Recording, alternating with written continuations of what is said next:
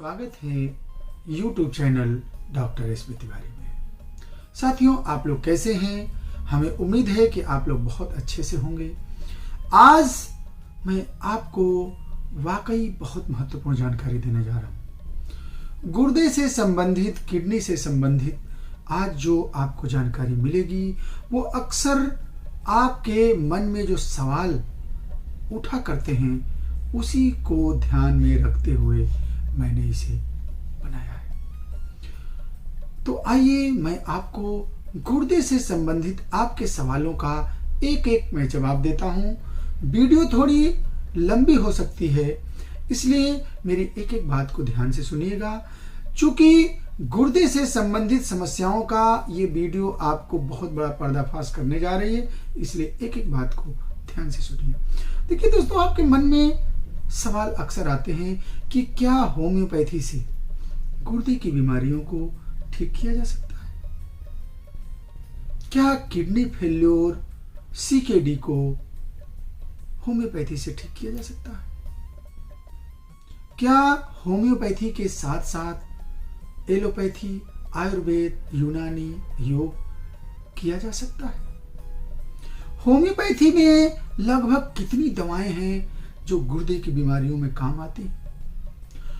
मेरे इलाज का क्या तरीका है? क्या खाना चाहिए, क्या नहीं खाना चाहिए गुर्दे के मरीज को? और क्या मैंने कुछ इस बीमारी से संबंधित मरीजों को ठीक किया है? अगर ठीक किया है तो उनका क्या कहना? इन सारे सवालों पे आपको देखिए मैं कैसे महत्वपूर्ण जानकारी दे रहा हूं। तो आइए शुरू करते हैं आपके लिए, आपको बहुत ही महत्वपूर्ण जानकारी। पहला सवाल था कि क्या होम्योपैथी से CKD को ठीक किया जा सकता है? जी हां, मेरी बात को ध्यान से समझिए। कहीं कहीं अगर होम्योपैथी फेल हो गई, पहले हम नेगेटिव चीज को पहले लेंगे। जब हम नेगेटिव चीज को पहले लेंगे तो पॉजिटिव ऑटोमेटिकली जो है आ जाएगी। जैसे कभी कभी देखे होंगे कि कोई केस में आप लोग होम्योपैथ डॉक्टर से इलाज कराए होंगे, हो सकता है कि आपको संतोषजनक परिणाम न भी मिला हो। उसके पीछे के कारण को मैं पहले बता दूं। सबसे बड़ा कारण यह है कि आपने कैसे डॉक्टर का चुनाव किया, उस डॉक्टर ने कितनी गहराई के साथ आपके साथ वो पेश आया, और सबसे बड़ी बात ये हुई कि वो डॉक्टर आपको कैसे सलाह दे रहा। अब जैसे कि ध्यान दीजिएगा कि गलती कहां से होती है। बहुत महत्वपूर्ण बात बताने जा रहा हूं, और खास तौर से हमारे होम्योपैथी चिकित्सा से जुड़े हुए चिकित्सक बंधु भी इस बात को सुनेंगे। कभी कभी आप सपोज करिए कि आपके पास कोई CKD का पेशेंट आया जिसकी डायलिसिस हफ्ते में 2 बार हो रही है, जिसका यूरिया क्रिएटिनिन का लेवल बहुत फ्लक्चुएट कर चुका है, और उसकी डायलिसिस चल रही है, उसके एलोपैथी में दवा भी चल रही है। आपके पास पेशेंट आया तो आपने बहुत बड़ी भूल ये कर दी कि उसकी डायलिसिस तुरंत बंद करा दिया, उसकी दवाएं बंद करा दी। ऐसे केस में आपको सफलता नहीं मिलेगी। देखिए, एक महत्वपूर्ण बात बताऊं जो आपको समझना चाहिए। मैं एग्जाम्पल के तहत बताऊं तो आपको ज्यादा अच्छा लगेगा। अगर किसी छत को रोकना है और उसके 4 पिलर हैं, तो अगर उस पिलर को हटाना है तो आपको साइड से पहले पिलर लगानी पड़ेगी, तब उसे तोड़ेंगे तो छत आपकी नहीं गिरेगी। उसी तरह से सबसे पहले क्या है कि पेशेंट को जो कुछ भी कर रहा है करने दीजिए, उसके साथ आप अपनी दवा चलाइए। धीरे धीरे उसका यूरिया क्रिएटिनिन, हीमोग्लोबिन का लेवल चेक कराते रहिए। जब आपको कुछ दिनों में ये लगने लगे कि जो पहले उसकी रीडिंग आती थी उसके कंपैरिजन में उसके अंदर सुधार होता चला जा रहा है, तब आप उसकी दवा धीरे धीरे बंद करेंगे। तब उसकी डायलिसिस के डे को कम करेंगे, यानी हफ्ते में 2 बार हो रही थी तो 1 बार कराइए, 10 दिन पर कराइए, 15 दिन पर कराइए। जब उसकी बॉडी में सुधार होने लगे तो आपको सफलता मिलेगी।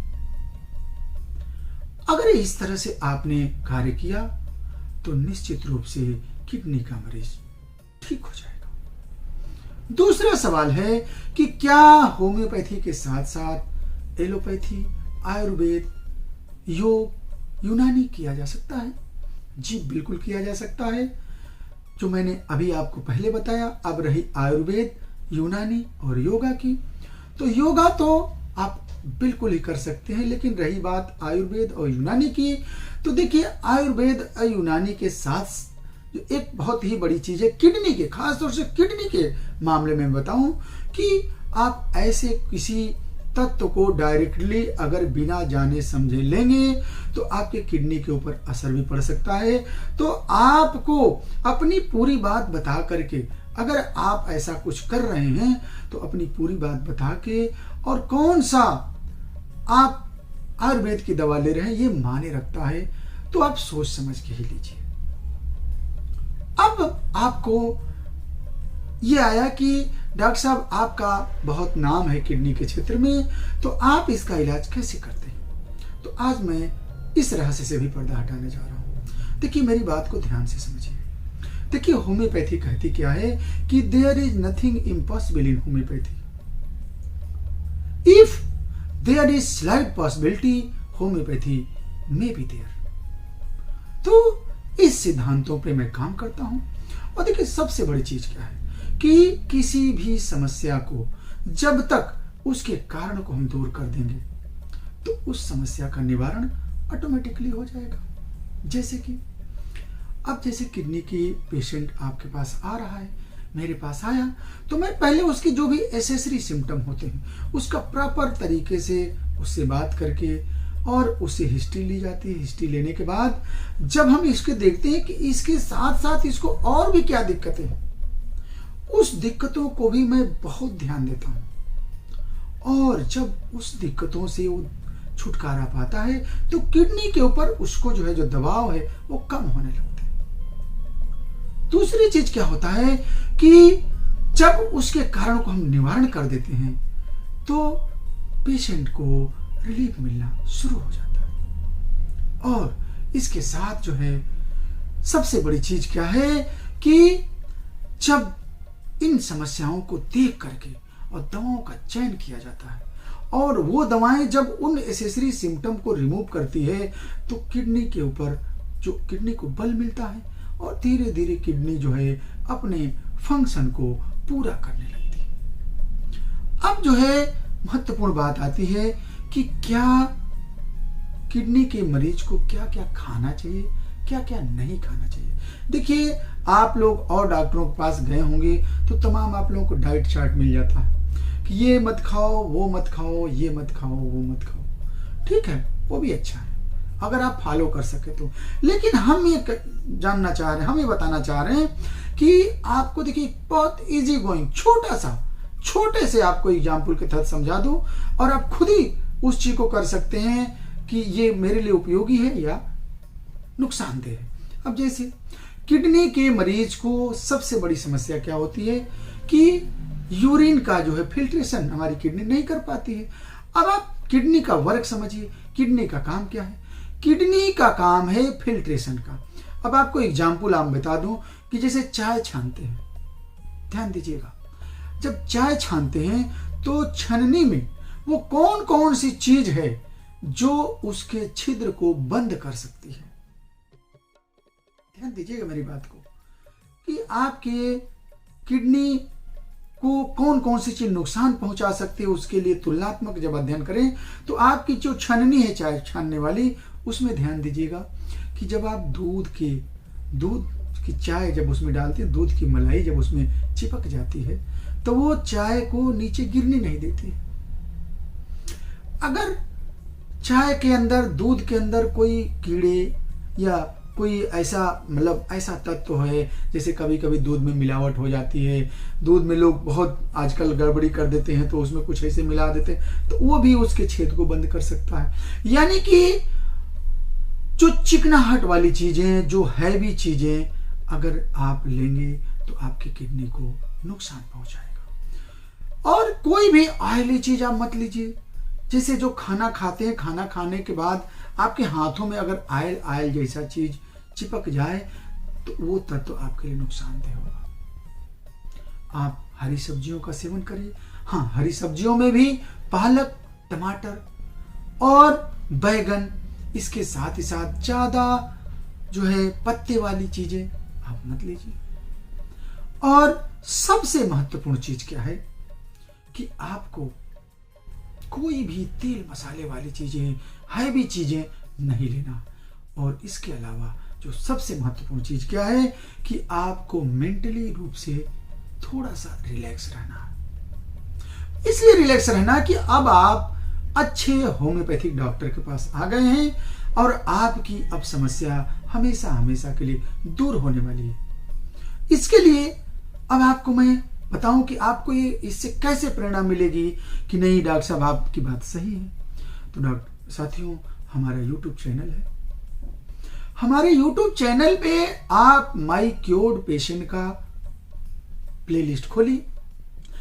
उसमें जब आप सैकड़ों मरीजों का इंटरव्यू देखेंगे, जब आपको देखेंगे कि किसी का 16 क्रिएटिनिन था, किसी का 12 क्रिएटिनिन था, किसी की 200 यूरिया थी, किसी की 250 यूरिया थी, किसी का हीमोग्लोबिन 5 था, किसी का 3 था, 4 था, वो भी विश्वास किया और दवा चलाई गई तो उसको जो है बिल्कुल आराम मिल गया।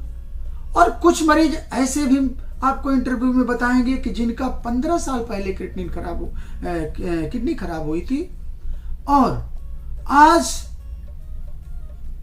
वो बिल्कुल स्वस्थ हैं। जब भी जांच कराते हैं तो उनका लेवल नॉर्मल आता है। हालांकि जब उनकी शुरुआत हुई तो क्रिएटिनिन 12 था, यूरिया 200 थी, हीमोग्लोबिन 5 था, 4 था। तो ये होम्योपैथी के चमत्कारों को जब आप महसूस करेंगे तो आपका माइंड रिलैक्स होगा। और कहा गया है कि जब मन चंगा तो कठौती में गंगा।